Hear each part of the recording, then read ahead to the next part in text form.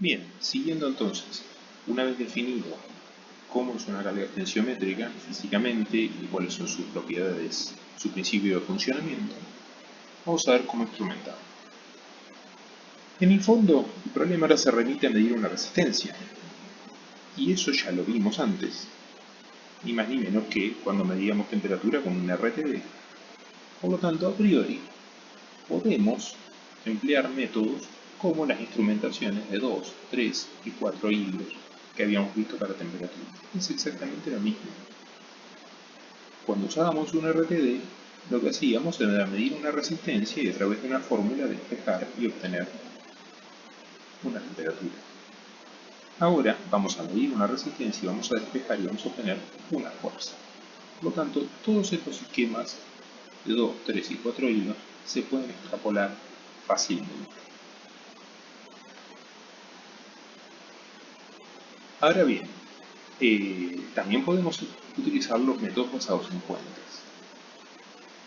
El método del puente de equilibrio, como habíamos mencionado en el caso del RTD o cuando vimos la parte de teoría de circuitos, es válido. Podemos medir la tensión diferencial, en la cual tenemos la galga en una de las ramas, dos resistencias fijas y una resistencia variable ajustable a mano. Lo que hacemos es encontrar la condición de equilibrio en la cual esta tensión se hace cero, por lo tanto este término igual a este término, básicamente la tensión en este nodo es igual a la tensión en este otro nodo. La condición de equilibrio que obtenemos es la típica y el producto de las impedancias cruzadas es igual, y de ahí podemos despejar el valor de la resistencia y de ahí obtener cuál era la fuerza que estaba aplicada. Pero claro, este es un método, como ya les he dicho, el puente de equilibrio es un método más bien de laboratorio. Sin embargo, el puente utilizado como un método de medición de tipo diferencial sí se puede usar para instrumentar una carga. Veamos algunas configuraciones típicas en instrumentos. Aquí arriba tenemos una representación que se conoce como cuarto de puente. ¿Por qué cuarto de puente? Fíjense, de las 4 resistencias del puente, una es una cálida y las otras 3 son resistencias fijas. En este caso ninguna es variable, son 3 resistencias que fueron puestas fijas y no se cambian.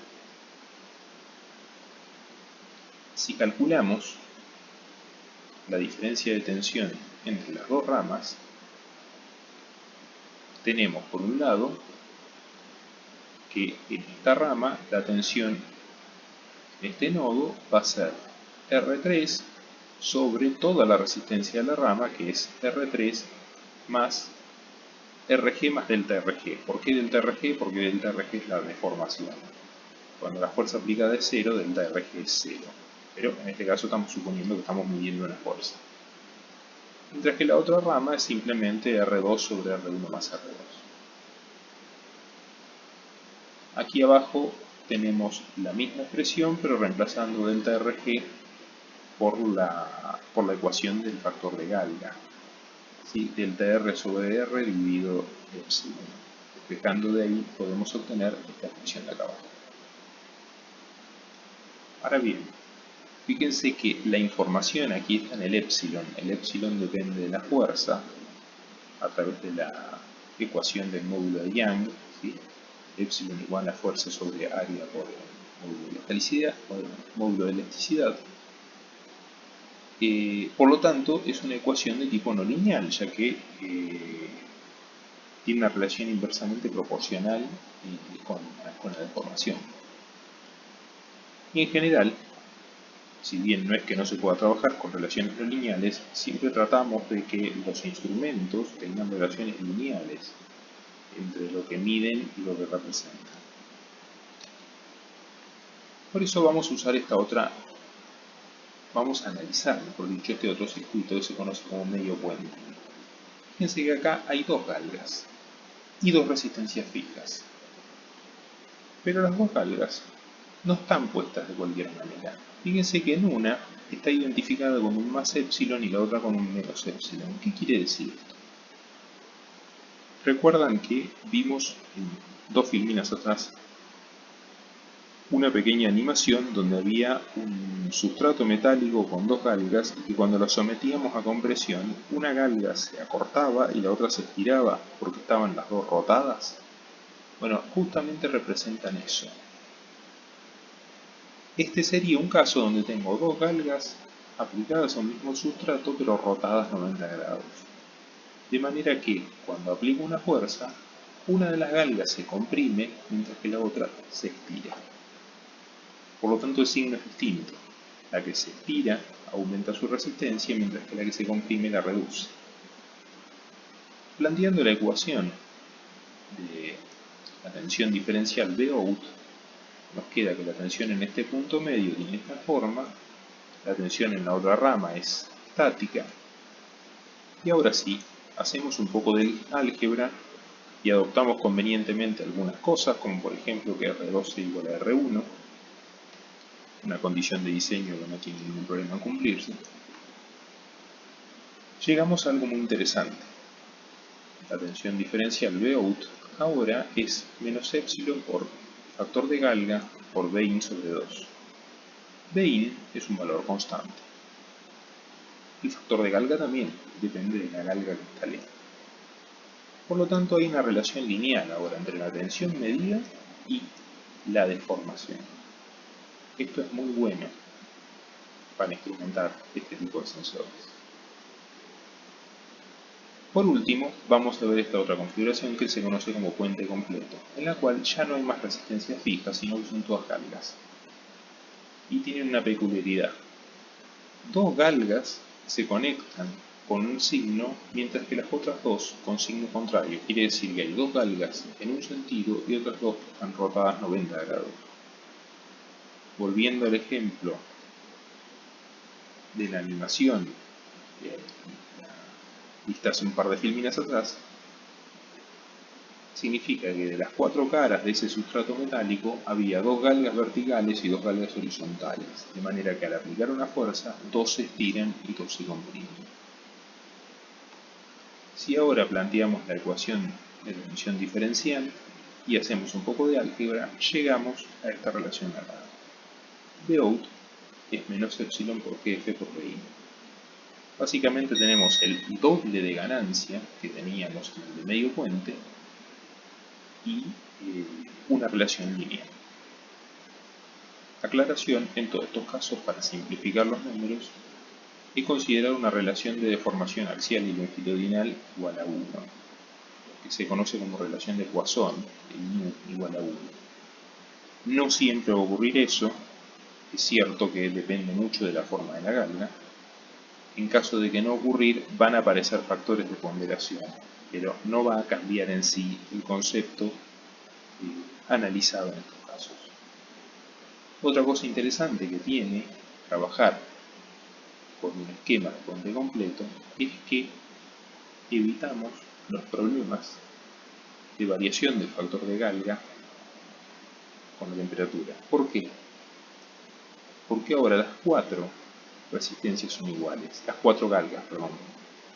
Por lo tanto, si hay variaciones de temperatura, varían las 4 igual, lo cual no influye en la medición. Este arreglo, así como lo vemos, se conoce la carga comercial como celda de carga. Y de hecho, normalmente lo que vamos a conseguir, lo que vamos a comprar cuando vamos a comprar un sensor de fuerza es una celda de carga. Ya viene, digamos, armado el empaquetado con las 4 galgas dispuestas en este arreglo particular. Aquí tenemos algunos ejemplos, unas animaciones visuales, circuito de puente completo o celda de carga, fórmula. Ahí tienen, esto es una foto de una celda de carga comercial. Todo esto es un sustrato metálico, esta S de metal, que simplemente sirve a los fines de poder enganchar en los extremos los terminales donde se aplica la fuerza. Supóngase si es una balanza para colgar, esta parte de arriba estará amurada al techo y acá abajo estará el gancho donde se cuelga lo que se va a colgar. esta es la parte del cableado, y acá adentro, donde está esta tapita, está la celda de carga, o sea, están las 4 galgas acomodadas en las posiciones adecuadas. Aquí en esta animación de abajo a la izquierda pueden ver un caso de una celda de carga y se muestra cómo se deforman las galgas y cómo se desbalancea el puente. ¿Sí? Fíjense cómo ante una misma fuerza hay 2 galgas que aumentan su valor, mientras que otras 2 lo disminuyen. Y aquí en esta otra animación de arriba a la derecha podemos ver lo que yo les comentaba hoy, cómo ante un mismo esfuerzo hay galgas que se estiran y galgas que se comprimen. Todo depende si están colocadas en forma longitudinal o forma transversal.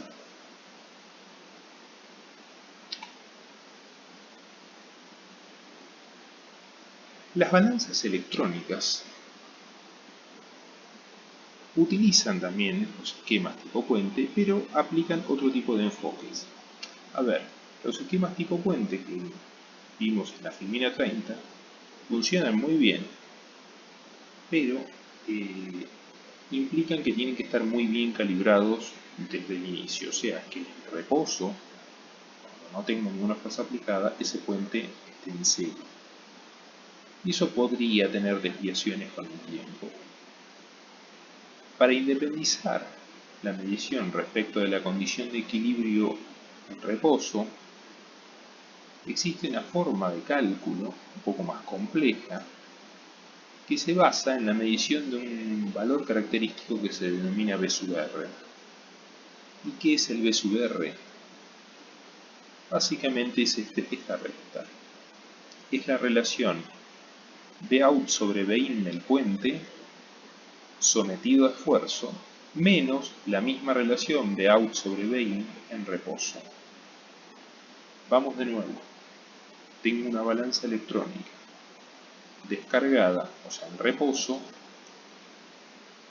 Puedo calcular este cociente, la tensión del puente, que supongamos está desequilibrado por naturaleza, respecto de su tensión de alimentación de línea.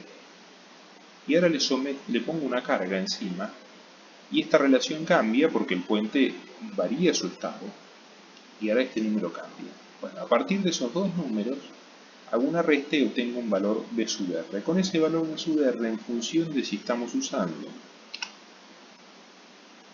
un cuarto de puente, un medio puente o una celda de carga, puedo calcular la deformación. La matemática para llegar a estas expresiones por ahí es un poco engorrosa y no tiene sentido, pero es importante que quede claro cuál es la mecánica de trabajo que tienen ciertos dispositivos, en general la mayoría de las balanzas digitales. En condición de reposo, calibran y calculan este valor. Y cuando ponemos la carga arriba, lo que hacen es calcular este otro. Y después, con esos 2 números, automáticamente aplican alguna de estas fórmulas en función de cómo está instrumentado el sensor y determinan el peso. Nuevamente, en este caso, las fórmulas consideran una relación 1 a 1 entre deformación axial y longitudinal. En caso de no ser así, estas fórmulas van a variar ligeramente. Bueno, finalmente, aquí simplemente en forma ilustrativa se muestra cómo se pueden arreglar en forma física estas galgas. Por ejemplo, aquí tenemos un sustrato que tiene un extremo fijo y otro donde se aplica una carga o fuerza. Aquí las galgas están puestas en forma longitudinal, de manera que cuando aplicamos una fuerza las de arriba se estiran, porque fíjense que hace palanca esto hacia abajo, entonces esto se estira, mientras que las de abajo se van a comprimir. Ahí podemos montar una celda de carga cableando estas 4. Acá tengo el ejemplo de la barra, la famosa barra de la que yo hablo, de la cual tiramos los extremos, con 2 galgas en forma longitudinal y 2 transversales, de manera que ante un mismo esfuerzo dos se compriman y dos se estiren. Y diversos ejemplos de cómo se pueden arreglar en distintas situaciones. Cuarto de puente, medio puente, puente completo o celda de carga, etc. Aquí tienen algunos otros ejemplos de sustratos. Aquí tienen un sustrato que es para fijar una pared, por ejemplo, o a una pieza fija. Balanzas para mediciones de muy alta precisión y de muy pequeño rango, fíjense, comparado con una regla, microceldas de carga, etc.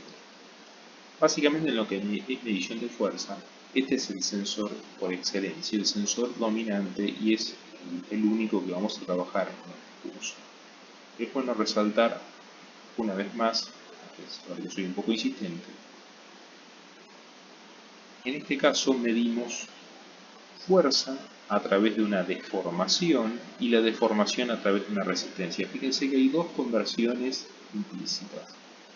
La fuerza, que es lo que me interesa, se traduce en una deformación de un material.